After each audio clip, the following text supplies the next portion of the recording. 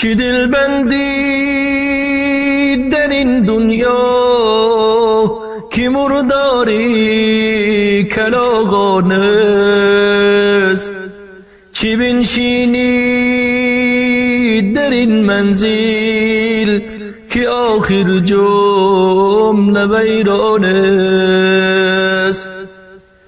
تماشاگاه فرعون است و عشرتگاه نمرود است، خزینه دار قارون است، عروس آرای شیطان است.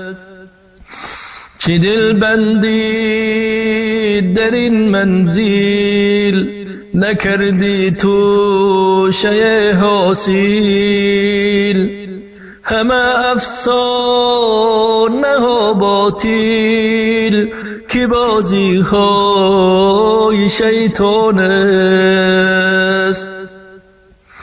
نگر در باغ و در بستان، عمارت ها و شهرستان،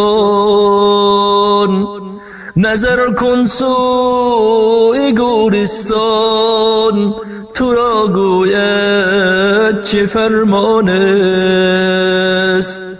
نظر کن سوی گورستان، تو را گوید چه فرمان است. مکن باسیم و زرکوشش، نیابی جز کفن پوشش.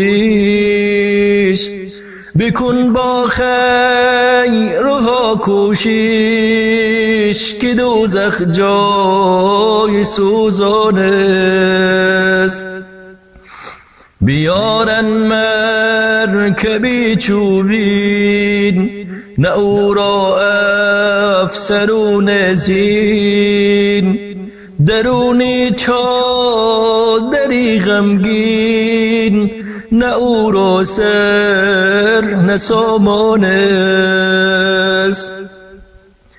بیارن مرکبی چوبین، نه او را افسرون زین، درونی چادری غمگین، نه او را سر نه سامان است.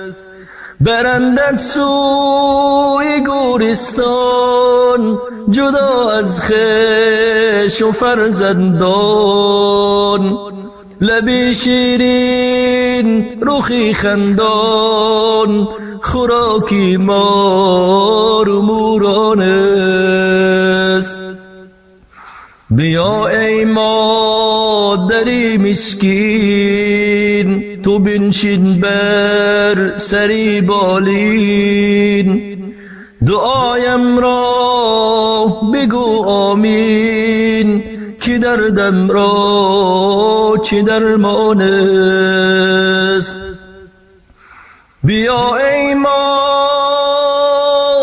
مادری مسکین، تو بنشین بر سری بالین، دعایم را بگو آمین که دردم را چه درمان است. بیا احمد تو زاری کن، خداوندا تو یاری کن، بکن خیر در این عالم که هستن او هزاران است. بیا ای سعدی مسکین، دم بر خاک من بنشین.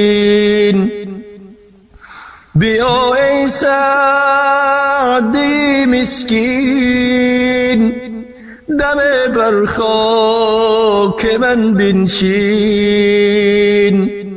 بخوان تو سوره یاسین، ثواب او فراوان است. بخوان تو سوره یاسین ثواب او فراوانه.